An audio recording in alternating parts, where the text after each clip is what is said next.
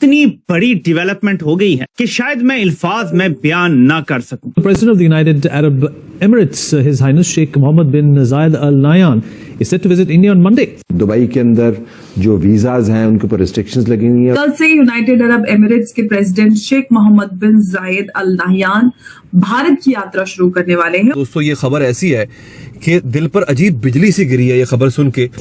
कल से United Arab Emirates के प्रेसिडेंट शेख मोहम्मद बिन जायद अल नाहयान भारत की यात्रा शुरू करने वाले हैं। जो सऊदी अरेबिया ने यमन के अंदर एक कार्रवाई की और जो यूएई जिनको सपोर्ट करता है सेपरेटिस्ट ग्रुप, उनके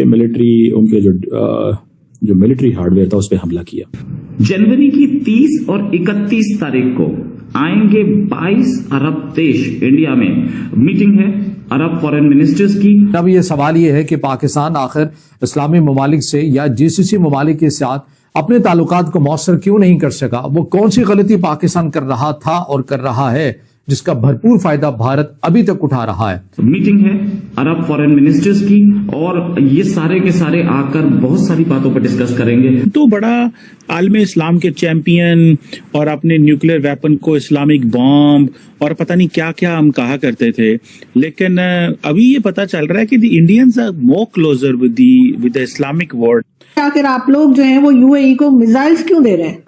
यूएई और भारत के बीच में जो संबंध है बहुत ही अच्छे संबंध है। इनफैक्ट मिडिल ईस्ट में जो पहला हिंदू मंदिर जो बना है यूएई में ही बना है।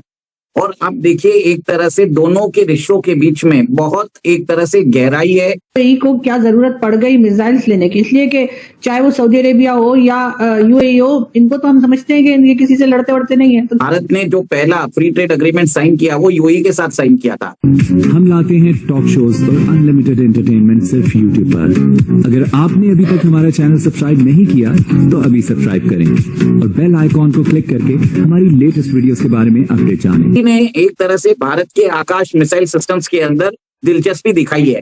कहीं ना कहीं बात ये भी हो सकती है कि क्या ब्रह्मोस लेने वाला है, क्या Pinaka multi barrel rocket launching system लेने वाला है, या हमारे आर्टिलरी गन्स लेने वाला है। अभी तक इसकी पुष्टि नहीं हुई है। तो कहीं ना कहीं मुझे ये लगता है कि यूएई जो है एक तरह से भारत के साथ अपने डिफेंस कोऑपरेशन और मैरीटाइम कोऑपरेशन बढ़ाने के चक्कर में एक और एक चीज है। मिडिल ईस्ट के अंदर जो ईरान के ऊपर पॉसिबल बम्बार्डिंग हो सकती है बाई अमेरिका एंड मोसाद, तो उसको भी लेके वो शायद बातचीत करने के लिए आ रहे हैं कि उस समय हम दोनों की स्ट्रेटेजी कैसे रहे, कैसे यूएई अपने आप को पोजीशन करे। क्योंकि यूएई जो है वो भारत के जैसे ही कोई भी युद्ध में पड़ना नहीं चाहता। तो वहां पर उन्होंने अमेरिका को बोल दिया है कि वो अपने जो एयर स्पेस है वो यूज करने नहीं देंगे। तो ये एक तरह से इंटरनेशनली जो मिडिल ईस्ट के अंदर जो प्रॉब्लम्स हो रहे हैं उसके ऊपर भी बातचीत हो सकती है। और सबसे बड़ा बात है कि भारत और यूएई के बीच में अभी जो ट्रेड और डिफेंस और बाकी जो इन्वेस्टमेंट कोऑपरेशन की बात है उसको और भी एक तरह से मतलब दोनों देशों के बीच में स्ट्रेटेजिक पार्टनरशिप जैसा कुछ नजर आ रहा है। आप ये देखिए भारत और ईयू के बीच में जो अभी डील हो रही है उसको mother of all free trade agreements हुआ है। उसी मद्देनजर कल भारतीय सरकार ने एक नई डिफेंस पॉलिसी निकाली है जिसमें विदेशी फर्म्स को भारत के डिफेंस कंपनीज में 74% जो एफडीआई इन्वेस्टमेंट है उसको अलाउ कर दिया है। अभी एक देखिए यूएई की जो एक कंपनी है और भारत की जो अदानी डिफेंस एंड एरोस्पेस है उसके बीच में ऑलरेडी करार हो गया है कि वो यूएई को यूएवीज देने वाला है, अनमैन्ड एरियल व्हीकल्स, ड्रोन्स और जितनी भी स्ट्रेटेजिक डिफेंस सिस्टम्स है अदानी उनको प्रोवाइड करने वाला है। तो ये एक तरह से क्या यूएई भारत के अंदर कोई डिफेंस प्लांट्स लगा रहा है, वो टेक्नोलॉजी का ट्रांसफर करने वाला है और भारत में को प्रोडक्शन और को डेवलपमेंट और डिफेंस सिस्टम्स उसकी भी बातचीत हो सकती है। तो बहुत सारे इफेक्ट बट्स है, बट कहीं ना कहीं आप ये देख लीजिए मिडिल ईस्ट के अंदर सिचुएशन अनस्टेबल होती जा रही है क्योंकि अब अमेरिका जो है अपनी नेवल वॉरशिप्स है वो साउथ चाइना सी से पर्शियन गल्फ की तरफ भेज रहा है और कहीं ना कहीं लोगों को लग रहा है कि कभी भी अटैक हो सकता है। ये मेरा मानना है। इसी के लिए जो यूएई है भारत की तरफ आ रहा है तो ये अपने आप को कितना मिनिमम डैमेज कर सके वो इसी युद्ध का भाग बनना नहीं चाहता है और उसको ये भी मालूम है कि अननेसेसरी वॉर से उसकी इकोनॉमी में ही फर्क पड़ने वाला है। इसी मद्देनजर वो भारत से बात कर रहा है, भारत से नेसेसरी जो स्ट्रेटेजिक कोऑपरेशन है वो उसकी चाहत कर रहा है। और कहीं ना कहीं देखिए भारत का जो है इजराइल के साथ एक बहुत ही अच्छे संबंध भी है और कहीं ना कहीं मुझे लगता है कि एक काउंटर जो इस्लामिक नेटो को काउंटर करने के लिए एक नया ग्रुप शायद बन सकता है, वो भी देखने वाली बात है।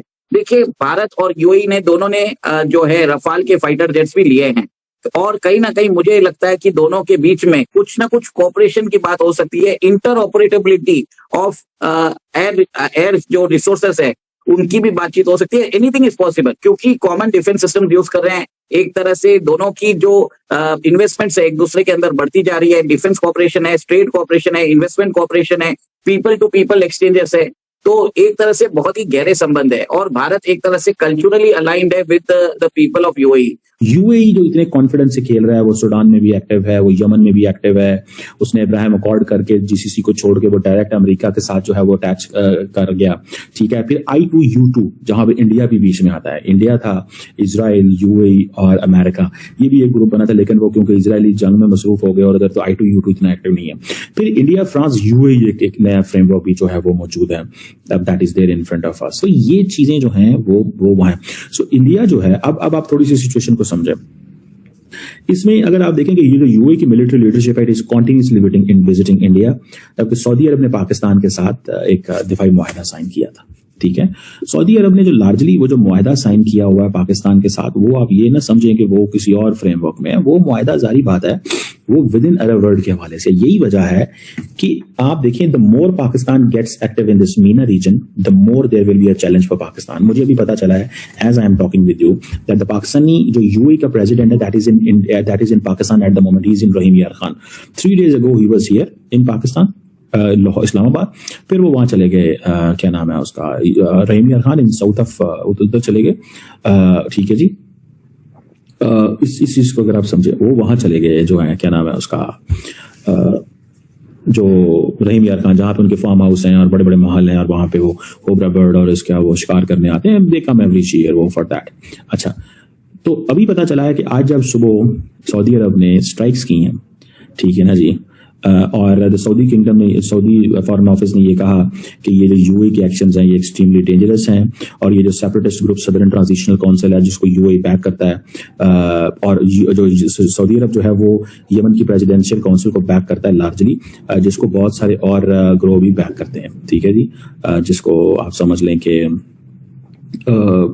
जो यूएई, जो सऊदी अरेबिया है, वो लार्जली प्रेसिडेंशियल काउंसिल को करता है, और उसका जो बिहेवियर है यूएई का, वो सदर्न ट्रांजिशन काउंसिल के हक में है। अब ये भी एक पॉलिटिक्स है, लेकिन मैं आपको एक लार्जर पॉलिटिक्स बता रहा हूँ कि लार्जर फॉरेन पॉलिसी क्या चल रही है। तो इसमें बेसिकली सऊदीज एग्जैक्टली बात करते हैं 2 स्टेट सोल्यूशन की, पाकिस्तान कहता है 2 स्टेट सोल्यूशन। मुझे ऐसे लग रहा है कि अमेरिकन जो है वो चाहते हैं कि इस खिते में 3 पावर सेंटर होने चाहिए, एक सऊदी अरेबिया, एक कतर, एक यूएई, और वो बाकी चाहते हैं इस चीज में। ये मेरी असेसमेंट है, I may be wrong on this.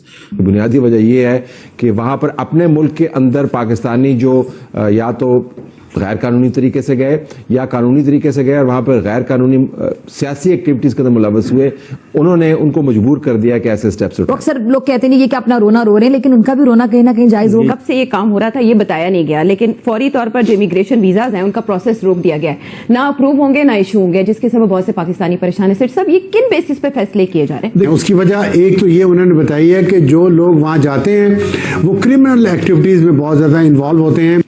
75 countries में पाकिस्तान आ गया, इसलिए तकलीफ हो रही है। हाँ, तो इंडिया नहीं आया ना, तकलीफ इस वजह से भी है। तो आपको ये वीडियो कैसा लगा कमेंट बॉक्स में जरूर लिखिए। इस वीडियो को लाइक कीजिए, शेयर कीजिए, सब्सक्राइब करना ना भूलिए आपके चैनल EFC को। मिलते हैं अगली वीडियो में। जय हिंद।